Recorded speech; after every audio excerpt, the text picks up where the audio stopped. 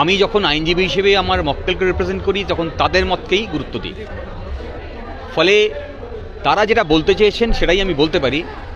তারা প্রথম থেকেই বলছেন যে তদন্তে তারা অসন্তুষ্ট। সেটা কলকাতা পুলিশ হতে পারে, সেটা পরবর্তীকালে সিবিআই হতে পারে। এবং তারা যে অসন্তোষ প্রকাশ করেছে এবং তার যে জাস্টিফিকেশন আছে তা বোঝা যায়।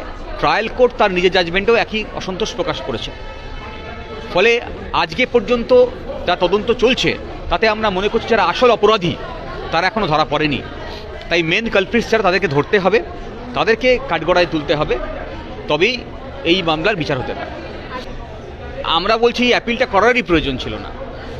আমরা বলছি এই অ্যাপিলটা করার পরিবর্তে যদি সিবিআই সঠিকভাবে তদন্তটা করতো তাহলে আমরা উপকৃত হতাম, এই সমাজ উপকৃত হতো।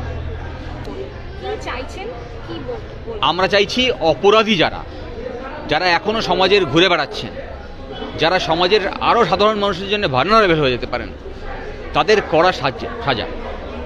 রাজ্য কেন্দ্রের আতাত তো শুরু থেকেই আমরা বলছি, তবে ভিকটিম পরিবারের আইনজীবী হিসেবে আমি এখন সে কথা বলতে চাই না। আমরা শুধু এইটুকুই বলছি যে এইখানে বোধহয় একে অপরের অপরাধ ঢাকার চেষ্টা করছে।